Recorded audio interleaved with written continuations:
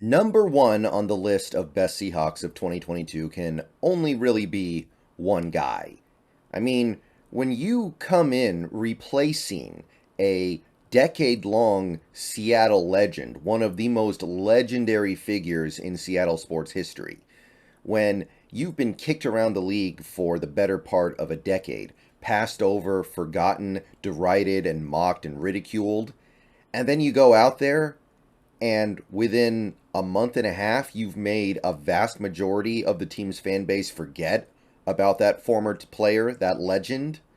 Yeah, you're going to be number one.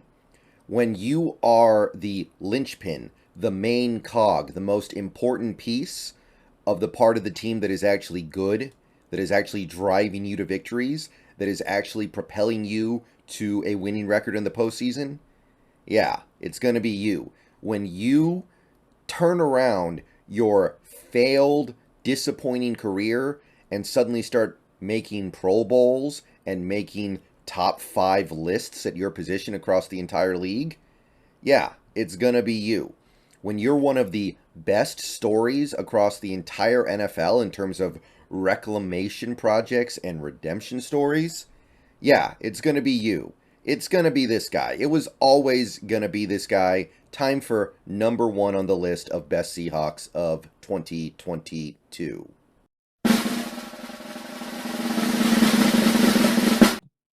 Who else was it going to be, right? Who else could you even really consider here? I would argue not really anybody. I don't know who else the best player on the 2022 Seahawks could be other than Geno Smith. And partially it's because of his play, but it also has to be because of the story there. I mean, think about where we were when Geno Smith was announced as the starter. People were devastated. People were ready for a season that they weren't even going to bother watching football.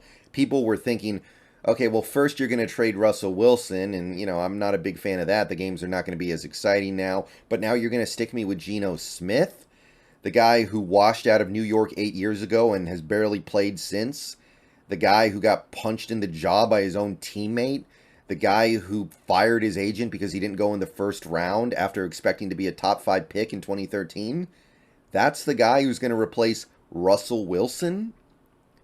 Yeah, that's a lot. There's a lot going on there with Geno Smith. And he went out there and he played not only the best football of his career, but some of the best football of any quarterback in the NFL. So you've got that aspect of it on top of just the really good play. You've got the fact that at the end of the day, this team made the playoffs because they had a good offense and they had elite special teams. And Geno Smith is the signal caller and the thrower of that offense. And we are not here right now talking about a relatively successful 9-win season with a playoff berth if not for Geno Smith. And that goes beyond just his stats. It also goes into his ability to run the offense the way it needs to be run, the buy-in to the Pete Carroll way, the buy-in to the Shane Waldron offense, and it all came together to make Geno Smith, I think, pretty clearly the best player on the 2022 Seahawks and the most valuable. And if you don't believe the basic box score stats, just take a look at some of these advanced metrics that I like to espouse. Quarterback efficiency. Here's a chart from RBSDM that I really like. It measures completion percentage above expected for all passes outside of garbage time. Removing garbage time from the equation, which I know Geno Smith actually played very well in garbage time in some games. Geno Smith was number one in the entire league in completion percentage above expected. Over 5% above expected. What does that tell you? You know what that tells me? It tells me that he is making difficult throws and he is putting those throws on the money. So, right then and there, any myth you might have in your head of, oh, he's just benefiting from this Waldron offense. The Waldron offense is making it so easy for him. It has nothing to do with Geno. Anybody could play well in this offense, except apparently Russell Wilson, I guess. No, that's not true. Geno Smith is making difficult throws. He is fitting the ball into tight windows. He is fitting the ball into receivers that are well covered and making plays anyway. He has a higher CPOE than Pat Mahomes, Jalen Hurts, Josh Allen, Joe Burrow. So that right there tells you that not only is he producing, he's working hard to produce. And he also has an above average EPA, which is value. Basically, it measures how much each play does to advance your team towards a win or a loss, expected value of a play. So Geno's a little above average in that area, and he's literally number one in completion percentage above expected. And this is also an important piece of the puzzle here. He also is on a team that leans on him heavily. Outside of garbage time, editing garbage time out, the Seattle Seahawks were fifth in the league in early down pass frequency, which was typically not the case when Russell Wilson was the quarterback. It was typically not the case in years where I believe Matt Hasselbeck was the quarterback, if you want to go way back there. It has been a long time outside of that 1 year where we really tried to let Russ cook in 2020 that the Seahawks have been near the top of the list in early down pass frequency. And in 2022, they were. So Geno Smith was not able to just hand the ball off on 60% of his plays. No, he was throwing the ball a lot. This was a pass-first team. And Geno Smith still excelled at making difficult throws. So you put those two things together, I don't know who else you could consider. And by the way, look at the teams at the top here.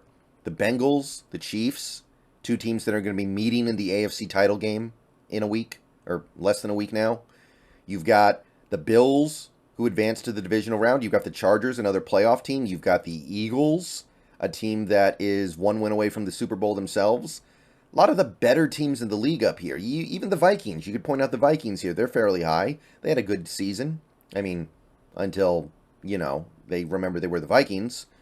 Couple of stragglers here that are kind of oddly placed, like the Buccaneers and Cardinals, sure, but most of the teams up here, they're the teams that you want to be. They're the teams that are actually really good.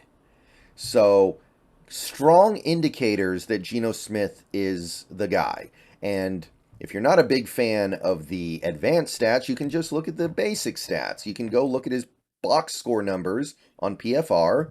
Almost 70% completion, which was number one in the league. He gave you 4,300 yards, 30 touchdowns, 11 interceptions. And by the way, some people are calling him a turnover machine, which, okay, we'd like him to trim the turnovers down a little bit. But go look at how many times Josh Allen turned the ball over this year, and you'll find that there are hyper-elite quarterbacks out there that are turning the ball over not really that much less. There aren't that many quarterbacks out there that are considered hyper-elite that aren't turning the ball over at a pretty decent clip comparable to what Geno is doing. He also gave you good production as a runner. He gave you 370 yards almost running. He ran for a touchdown. Relatively productive with his legs. So, on those levels, he was really good. And, by the way, PFF also gave him his flowers. They gave him a grade of 80 for the year, an excellent grade passing, and even better grade rushing. So, however you want to devour this Geno Smith thing, however you want to put this together, Geno Smith was great in 2022. That doesn't mean he's going to sustain it in 2023 or 2024. That doesn't mean we should give him all the money in the world necessarily. But I don't think there's any denying that Geno Smith is clearly the best player on this team and the most valuable. He had it all. He had the box score stats. He had the PFF grade. He has the advanced numbers in his favor. This was a special season from a player that very few people expected much of anything from. And the people who did probably didn't expect him to make the Pro Bowl. They probably didn't expect him to be a first half of the season MVP candidate. They probably didn't expect him to have 30 touchdown passes.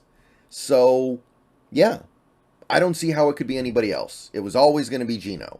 And we're about to enter a very interesting offseason with Geno. Are we going to keep him? Are we going to trade him? Are we going to let him walk? What's going on with Geno Smith? What's the plan here? What's the play? I don't know. I know what I personally would prefer to do. I'm open to many different paths with Geno, but all I know is this.